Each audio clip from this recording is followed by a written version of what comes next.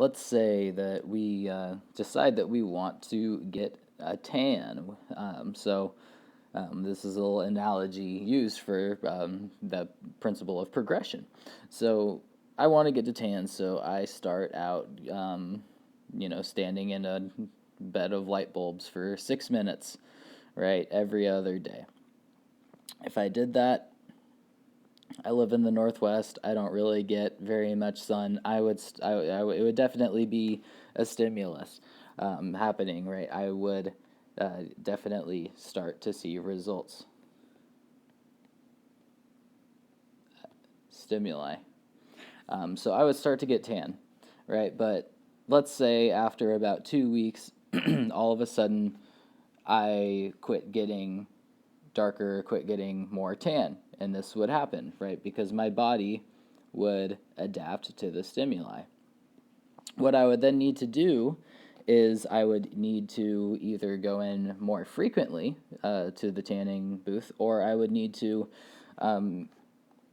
stay in there longer. So then let's say I stayed in the tanning bed for 8 minutes at a time, right? Then it's more stimuli. The amount of stimuli is increasing. So therefore, I would then continue to get darker.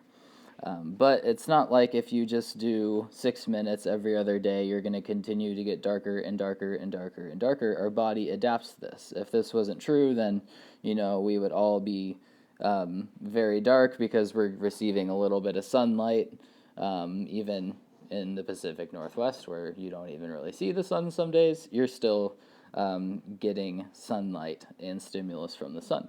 So this is kind of a funny analogy, but it's true. And it's true as well with lifting weights. It's true with lifting weights, and it's true with other types of physical activity as well, like endurance training, running, pushing sleds, things like that, right?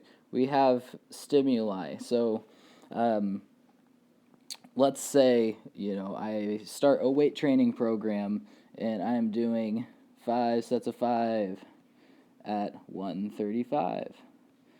It's not like I can just get into a routine of every time I go to the gym of doing 5 sets of 5 of 135 on my bench press, right? My body will adapt to this, right? And your body adapts to stimuli in about 3 weeks is kind of about what it would take.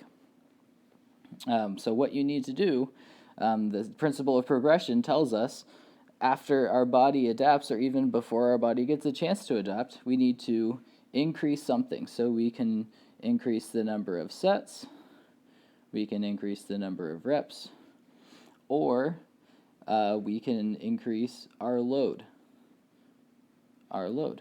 So our load is how much weight we're pulling, 135 pounds. So we could still continue to do 5 by 5, but then increase to, say, 140 or 145.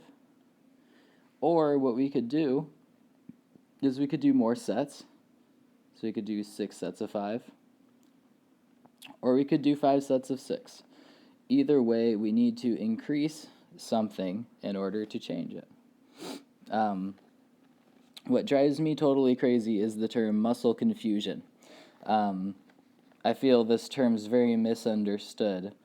It's a poor way of saying it's misunderstanding the principle of progression, right? When people think muscle confusion, they think they need to be changing what exercises they're doing. So if you're doing bench press, every next week you can't do bench press. You have to do flies, or, you can't do barbell bench press. You have to do dumbbell bench press. That's not necessarily true. You can continue to do the exact same exercises for forever, really, and continue to get stronger and better and, reach closer to your goals. But you do need to change something. And in this next video, we'll go over the FIT principle, which are all the different components of exercise that you can change in order to continue to progress.